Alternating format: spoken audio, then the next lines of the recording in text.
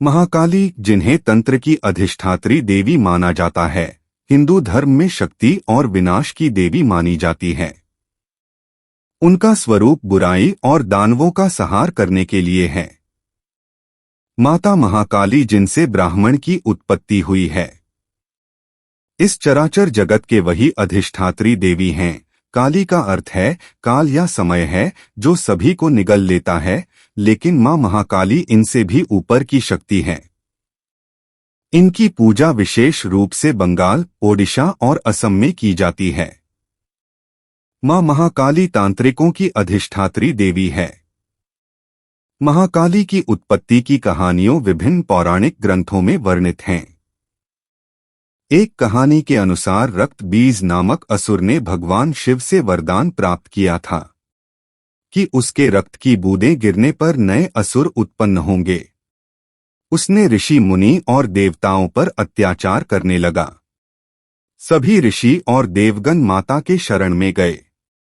राक्षसों के बढ़ते प्रकोप को देखकर माता भगवती पार्वती ने दुर्गा का रूप धारण कर रणभूमि में कूद पड़ी, जिससे देवासुर संग्राम प्रारंभ हुआ। देवासुर संग्राम के दौरान देवी पार्वती के क्रोध से महाकाली का जन्म हुआ। उन्होंने रक्त बीज को पराजित करने के लिए युद्ध किया और उसके रक्त को निगलकर असुरों के पुनर्जन्म को रोका। वास्तव में मां महाकाली ही पार्वती है, जिन्होंने अपने वास्तविक स्वरूप को पहचानकर देवताओं की रक्षा की। इसी प्रकार मां पार्वती ने दारू का नमक व्यक्ति का वध करने के लिए मां महाकाली का स्वरूप को धारण किया तथा दैत्य का वध किया। अगर माता महाकाली के स्वरूप की बात की जाए तो महाकाली का स्वरूप भयावह और शक्तिशाली है।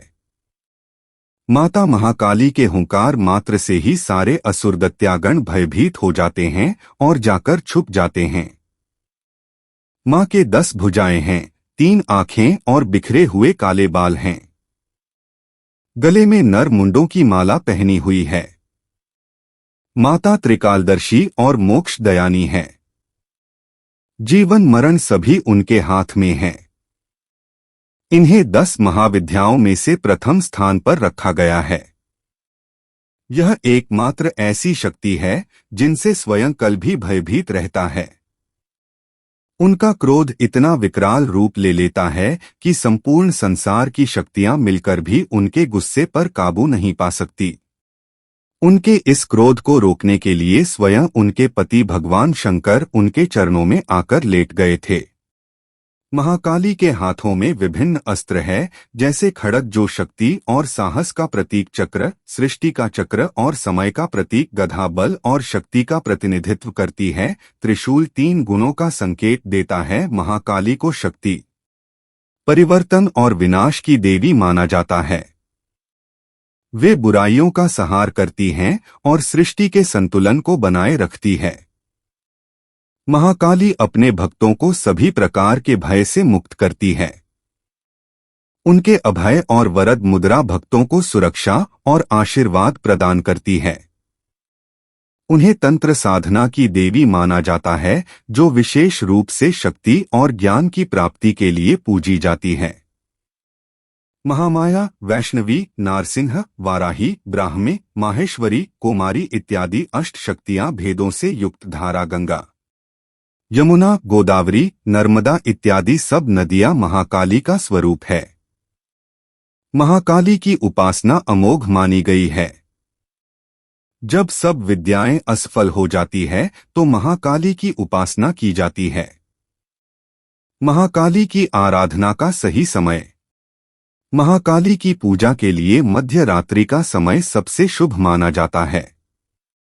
यह समय विशेष रूप से शक्तिशाली होता है जब देवी की कृपा प्राप्त होती है। इसके अलावा अमावस्या की रात को महाकाली की पूजा करना अत्यधिक लाभकारी माना जाता है, क्योंकि इस दिन उनकी उत्पत्ति हुई थी। इस अवसर पर विशेष पूजा विधियों और अनुष्ठान किए जाते हैं। बहुत सारे साधक सिद्धियां भी प्राप्त करते हैं। नवरात्रि के 7वें दिन भी महाकाली की पूजा का महत्व है, जब भक्त उनकी आराधना करते हैं। इन समय पर महाकाली की आराधना करने से भक्तों को विशेष आशीर्वाद और सुरक्षा प्राप्त होती है। माता महाकाली की पूजा विशेष रूप से दिवाली के दिन मनाई जाती है, जो आमतौर पर अक्टूबर या नवंबर में होती है।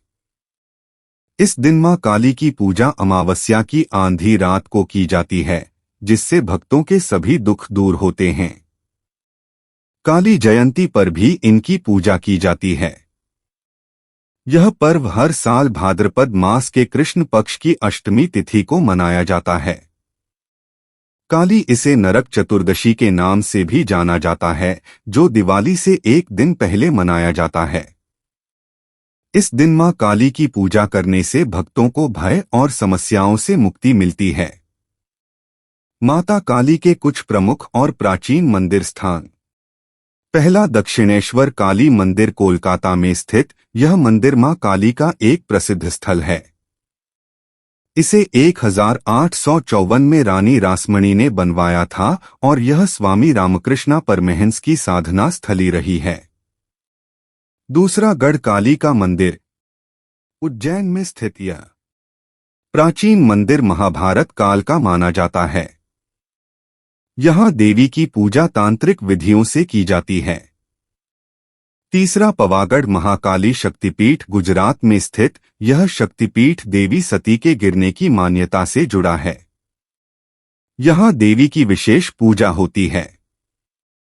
चौथा, सोनीपत का प्राचीन मां काली मंदिर। यह मंदिर लगभग 6000 वर्ष पुराना है और कहा जाता है कि पांडवों ने यहाँ युद्ध के लिए जाने से पहले प्रार्थना की थी। महाकाली का तंत्र साधना में महत्वपूर्ण स्थान है, क्योंकि उन्हें 10 महाविद्या में से एक माना जाता है। तंत्र शास्त्र के अनुसार महाकाली की साधना से साधक को अनेक सिद्धियां प्राप्त होती है, जैसे वाक सिद्धि, जो कि साधक की कही गई बातों को सच करने की क्षमता देती है। वाक सिद्धि प्राप्त साधक जो कुछ भी कहता है वह सत्य हो जाता है। महाकाली साधना को कलियुग में शीघ्र फलदायी माना जाता है और यह साधना साधक के जीवन में सभी इच्छाओं की पूर्ति में सहायक होती है। इस साधना के माध्यम से भक्त नकारात्मकता, भय और शत्रुओं का नाश कर सकते हैं, जिससे उन्हें भोग और मोक्ष दोनों की प्राप्ति होती है। महाकाली की साधना में 1 लाख मंत्र जाप करना होता है, जिसे नवरात्रि के दौरान 8 दिनों में या अन्य समय में 21 दिनों में पूरा किया जाता है। कई तांत्रिक साधक जैसे अघोरी और काली विद्या के तांत्रिक महाकाली की उपासना करते हैं, जो उन्हें सिद्धियों की प्राप्ति में सहायता करती है।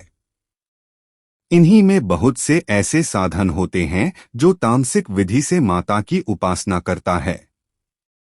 इसमें किसी जीव की बलि देनी होती है। बहुत से साधक ऐसे भी होते हैं जो श्मशान काली, रक्त काली, मरघट काली आदि जैसे काली की पूजा उपासना करते हैं। इन शक्तियां के उपासक तो सिद्धियां प्राप्त करके बड़े विद्वान और तांत्रिक बन जाते हैं। उन्हें अनेक प्रकार की सिद्धियां तो प्राप्त हो जाती है, परंतु उन्हें मोक्ष नहीं मिलता, क्योंकि मोक्ष प्रदान करने वाली जीवन मारण के कालचक्र को चलने वाली मां महाकाली ही है। जो भी भक्त इनकी उपासना करता है, मां उन्हें मोक्ष प्रदान करती है और जीवन मरण के बंधन से मुक्त कर देती है। चलिए माता महाकाली की पूजा और साधना की विधियों को संक्षिप्त में जानते हैं। माता महाकाली की पूजा से पूर्व साधक को चाहिए कि वह सबसे पहले स्नान करके स्वच्छ कपड़े को धारण करें। इसके पश्चात साधक को चाहिए कि माता महाकाली की साधना शुरू करने से पहले गणपति जी का ध्यान करें और उनका विधिवत पूजा करें, क्योंकि किसी भी साधना से पहले गणपति जी का ध्यान करना अत्यंत आवश्यक है, क्योंकि इन्हें विघ्नहर्ता और वायनकर्ता भी कहा गया है और साधना में आने वाली विघ्न को दूर करते हैं। साधना स्थल पर जहां आपको साधना करनी है, वहां पर आप महाकाली की मूर्ति या फिर महाकाली के चित्र को स्थापित करें। साधना के समय सरसों के तेल का अखंड दीपक जलाएं। 9 माँ को गुड़हल का फूल, काली उड़द, काला तिल, हल्दी, रोली कुमकुम और सिंदूर अर्पित करें। इसके बाद अगर आपको गुरुद्वारा मंत्र मिले हैं तो उसका जाप करें। अगर आपको गुरु मंत्र नहीं मिले हैं तो आप प्रतिदिन माता के नबार्ण मंत्र ओम एंड क्लीं चामुंडाय विच्चे का 108 बार जप करें। प्रसाद के रूप में माता को खिचड़ी और तली हुई सब्जियों का प्रसाद चढ़ाएं।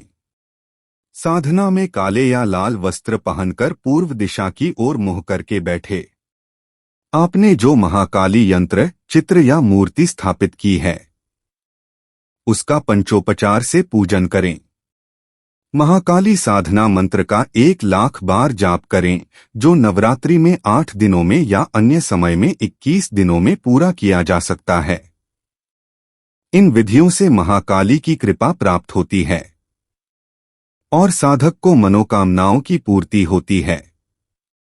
अब आइए जानते हैं कि महाकाली की तांत्रिक और वैदिक पूजा में महत्वपूर्ण अंतर क्या है। तांत्रिक पूजा को बिना गुरु के संरक्षण और निर्देश के नहीं किया जा सकता, क्योंकि इसमें गुरु और शक्तिशाली मंत्रों का प्रयोग होता है। तांत्रिक पूजा का मुख्य उद्देश्य विशेष सिद्धियां प्राप्त करना, जीवन को समझना, मुक्ति पाना, मोक्ष पाना और तंत्र मंत्र के प्रभावों को समझना। बहुत से साधक इसका गलत उपयोग भी करते हैं।